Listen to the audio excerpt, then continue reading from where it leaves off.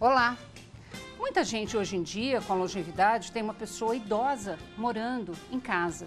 E se essa pessoa idosa adoece, puxa vida, quantas vezes um familiar acaba deixando o emprego, deixando a própria vida para cuidar desse ente querido. Então, é preciso capacitação, é preciso a gente se qualificar para a gente cuidar melhor dessa pessoa que a gente tanto ama e que passa a ter uma série de incapacitações e, portanto, depende muito desse cuidador? Para nos orientar melhor sobre esse assunto, eu trouxe hoje aqui no estúdio uma enfermeira especialista. Ela é do grupo Apoio, que faz cursos, inclusive, para capacitar justamente o cuidador familiar.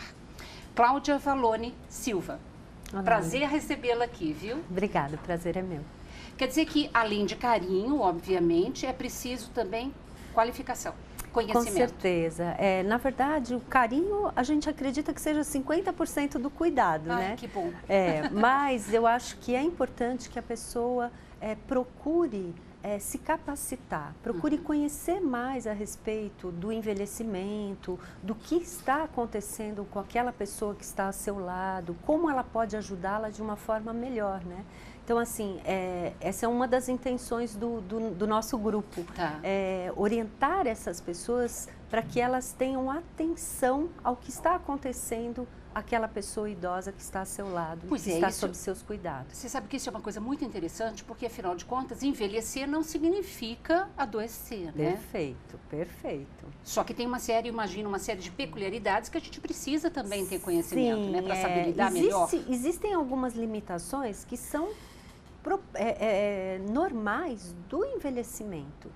A gente precisa, sim, cuidar dessas coisas que são normais, mas existem muitas que vêm com a senilidade, quer dizer, o adoecimento mesmo. E a pessoa que está ao lado de uma pessoa idosa, ela tem que ter muita atenção para mínimos sinais que podem estar dando dicas de que alguma coisa não está indo bem. Vamos falar um pouquinho desses sinais, então, muito interessante, para a gente alertar, né? Isso. Então, por exemplo, você cuida de uma pessoa e ela tem um comportamento, de certa forma, normal, vamos dizer, entre aspas. E, em determinado momento, ela começa a ficar confusa, rebaixa o nível de consciência, ou ela começa a ficar agressiva, ela começa a ficar mais sonolenta. Podem ser sinais de adoecimento. Por exemplo, muitas vezes quando um paciente tem uma infecção, um idoso tem uma infecção, o que acontece? Ele tem esse quadro de rebaixamento. E muitas vezes aquela pessoa que está ao seu lado, ela vai identificar precocemente isso e vai avisar o familiar ou vai avisar o médico que alguma coisa errada está acontecendo. E isso pode salvar a vida do idoso. Perfeito.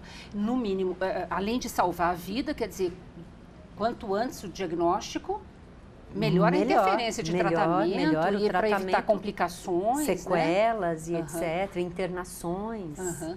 Agora, tem também uma série de pessoas acima de 60, 70, 80, né? Hoje nós temos tantos centenários, inclusive, que portam doenças crônicas. Sim, né? Sim. E que ganham, ao longo da trajetória da vida, algumas limitações. Certo, certo. Podemos falar um pouquinho de algumas dessas limitações para a gente passar algumas dicas que possam ser úteis para as pessoas que estão em casa? Sim, a gente aborda no curso, durante o curso, algumas dessas doenças. Tá. Uma doença que é frequentemente questionada por todos é a doença de Alzheimer, que cada vez mais a gente tem tido contato e o diagnóstico tem sido cada vez mais correto, né? Então, antes a gente acreditava que aquilo fazia parte da idade. Hoje a gente entende que isso é uma doença. Felizmente, e que pode ter um tratamento, que pode ter um cuidado especial. Então, essa é uma doença que a gente aborda e muitas das pessoas que estão fazendo o curso têm várias dúvidas em relação a como cuidar.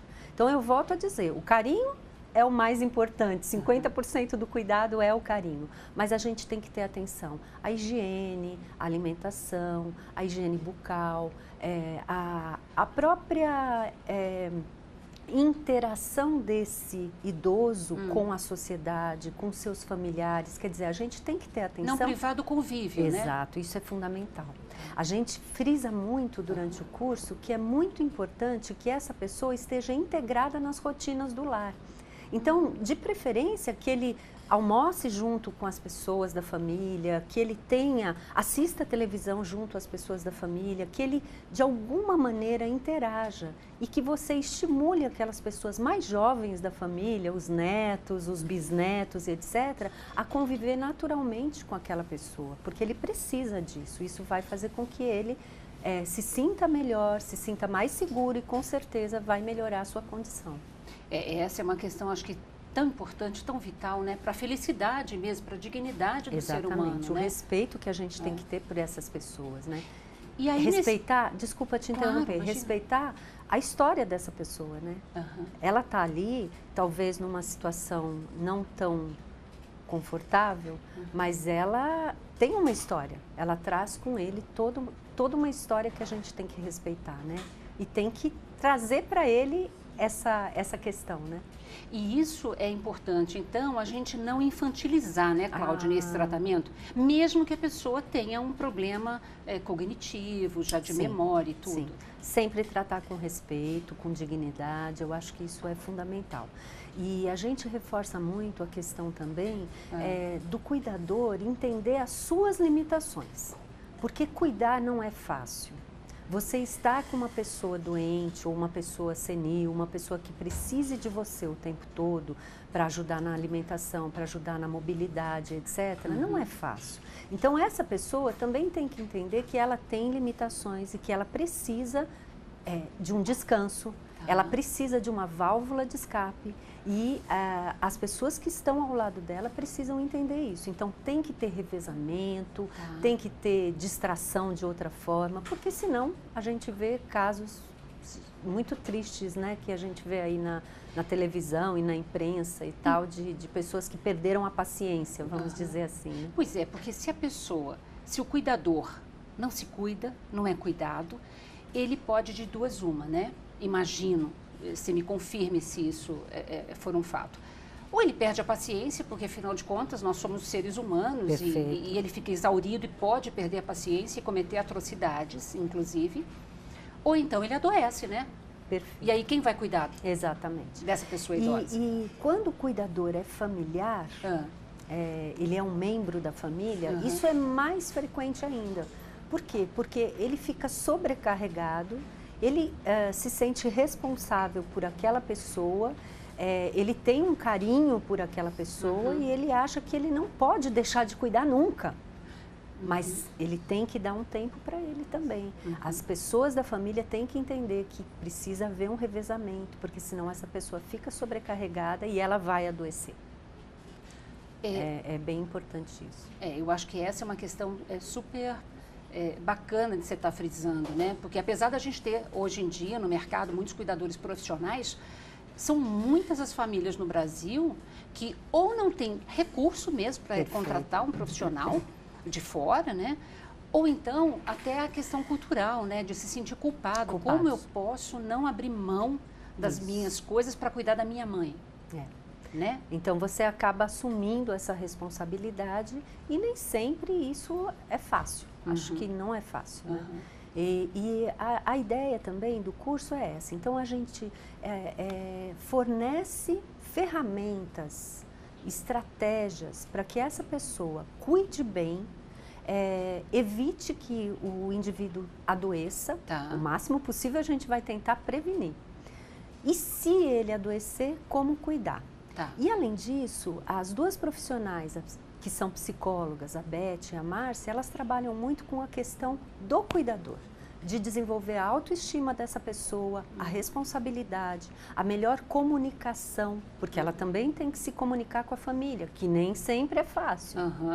Administrar conflitos. Eu acho que essas coisas todas, elas são bem complexas, né? Quando a gente coloca uma pessoa dentro da nossa casa, que vai ficar com o nosso pai, quer dizer, tudo isso é bastante complexo, né? Por isso que a gente precisa de apoio.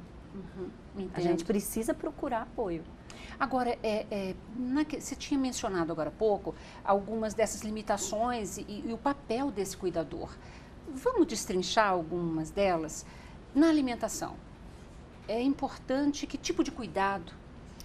A gente frisa muito a questão de você escolher bem os alimentos. Então, precisa ser um alimento variado, precisa ser um alimento bem preparado para que você não leve nenhuma contaminação para esse idoso. E, principalmente, você respeitar as limitações dele, então, mas, à medida do possível, colocá-lo à mesa para comer. Tá. Se isso não for possível, ele vai se alimentar na cama, mas você precisa ter atenção para que ele esteja numa posição adequada para que ele não broncoaspire, porque senão vai acontecer uma pneumonia broncoaspirativa. Então, por causa de uma alimentação que foi dada de uma forma inadequada, esse idoso, ele broncoaspirou o alimento e o alimento foi parar, ao invés no estômago, no pulmão. Então, nós temos que ter atenção nesse momento. Tá. Temos que ter atenção, por exemplo, na higiene. É fundamental, mas respeitando a individualidade daquele idoso. Então, assim, um melhor horário para o banho, a temperatura, né? O idoso, ele tem muito frio, então eu preciso respeitar, fechar janelas, deixar um ambiente agradável para ele, respeitar a intimidade dele, que também é uma coisa bem complicada, né? Porque não é porque o cuidador vai lá, tem que ajudar a dar o próprio banho e enxugar aquela pessoa, que ela vai tratar como se fosse um objeto. Exatamente, né? Exatamente. Quer dizer, você respeitar aquela pessoa da mesma maneira que você gostaria de ser respeitada. Então, isso é fundamental. Além disso, a gente trabalha também com estratégias de distração daquele idoso. Como Porque as 24 horas do dia são longas para uma pessoa que não sai, não trabalha e etc, né? Às vezes a pessoa tem dificuldade auditiva, às vezes ela tem uma dificuldade visual. Então, você precisa adaptar certas distrações conforme a limitação da pessoa. E nesse ponto a gente trabalha muito, a gente dá muitas ideias do que fazer com essa pessoa. Fazer em família, brincadeira, jogos, distração, leitura, álbum de fotografia, para ele relembrar coisas do passado dele, quer dizer, valorizar a história dele, né? Trazer uma reportagem interessante. Hoje, inclusive pela internet, a gente tem várias coisas interessantes e tem idosos que conseguem, né? Se não sozinhos, com um neto, com um filho, que mostre para ele certas coisas. Então, a gente trabalha muito nessa questão, sabe? Tentar melhorar a qualidade de vida do idoso que está sendo cuidado e daquele cuidador, porque a gente entende que é difícil. Ou seja, eu me qualificar como cuidador me dá, inclusive, um arsenal para que eu possa lidar com o meu familiar idoso, independentemente da evolução da doença. Sim. Quer dizer, porque eu posso ter uma pessoa de 60 anos com uma série de limitações e eu posso ter um centenário em casa, minha avó que tem 100 anos e que requer lá uma série de pequenos cuidados diariamente. Isso, para evitar que ela tenha outros problemas, para evitar internações futuras. Quer dizer, eu vou cuidar dela o máximo possível, prevenir coisas que podem acontecer para que... Uma outra coisa que a gente faz também no curso, se tiver um tempinho para comentar, é falar de emergências no lar. Então, noções de primeiros socorros, inclusive? Situações bem simples. Lembre que eu estou falando de pessoas leigas. Perfeito. Né? Então, as pessoas que estão sentadas ali, elas não têm nenhuma formação na área da saúde. Então, de uma forma bem simples, a gente dá muitas dicas do que fazer quando acontecer, por exemplo, uma convulsão, uma queimadura, um engasgamento, uma parada cardiorrespiratória. Então, assim, são dicas. Lógico que ele vai iniciar o processo e ligar imediatamente para um socorro, né? Nossa, que dica legal.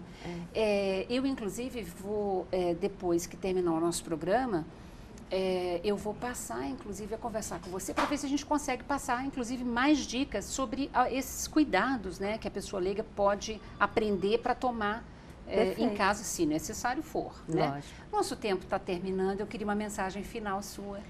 Bem, eu acho que a principal mensagem é que a gente tem que entender que o cuidar não é fácil, mas ele é possível. Nós precisamos nos preparar para isso, porque cada vez mais nós vamos ter essas pessoas próximos a nós, tanto profissionalmente como no particular, né, pessoalmente. Então, nós precisamos nos preparar. A população em geral precisa se preparar para cuidar dessas pessoas. Muito obrigada. Muito obrigada pela sua presença. Obrigada, viu, Cláudia? a você.